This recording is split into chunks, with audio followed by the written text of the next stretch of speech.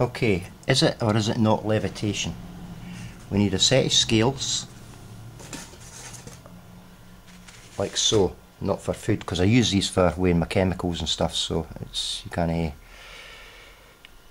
poisoning the food. Right, we need a set of scales and a spacer. Why the spacer? Because, hang on, we'll zero that. If you put a magnet straight on, you'll get a reading that's wrong, because the magnetic pull will pull on any bolts or screws or anything in there. So that's saying 115, but I know it to be wrong.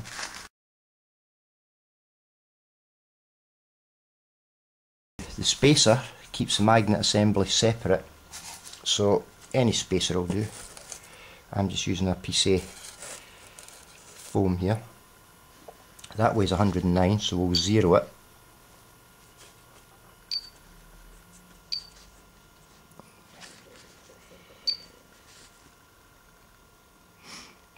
Back to zero, we go to grams, and we've got 0 on there.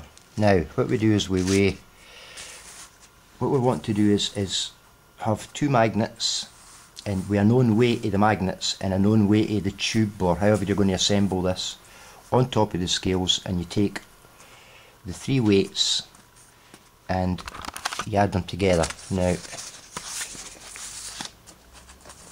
what we have here is magnet 1, put it on the scales, and we come up with 109. So I know it's 109, so we have 109. We take our second magnet, we put it on the scales, and it's 113 actually the last time, but give or take they're not very great scales, so 112, I've got 113, so it's slightly. And the way I'm going to do it is just use one of my stainless steel bars that I know to be 47. And there we go. Well, 48.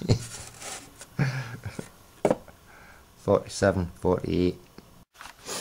Okay, so if we take 48 for the stainless steel bar, and the larger magnet we put at the bottom, 113, that comes to 161. And can you see that? 161. So we take the 161 for these two, we add the 109 to the top magnet, we come to 270. And when we put the whole assembly together, we get 269, which is no bad for these scales, plus or minus a % or something, do you know what I mean? It just sort of shows the principle that I'm saying to you. If this was levitation,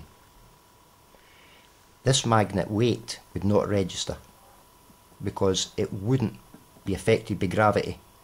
But you can see that the whole assembly put on the scales still weighs the same, even with this effect going on, this opposing effect. That's called,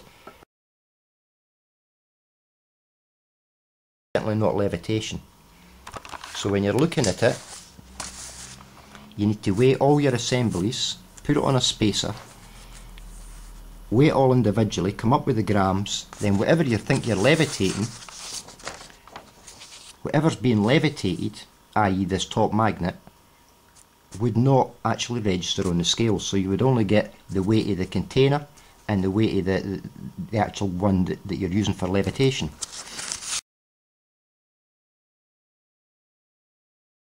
This one where he's got the copper bars running around, you would take the weight of the rotor and the two bars and the ball, and you would put it on the scales and you would weigh it.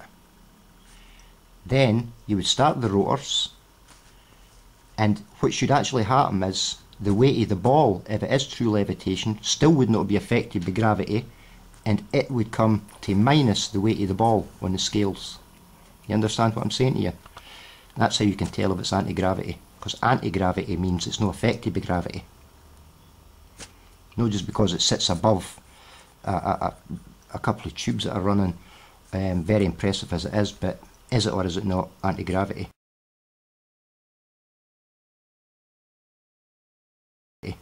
And we can see by this experiment here that this certainly isn't anti-gravity.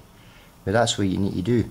You need to sort of weigh each thing independently then put your structure together, and if it was anti-gravity, whatever's been, you know, not affected by gravity, that weight would not register on your scales.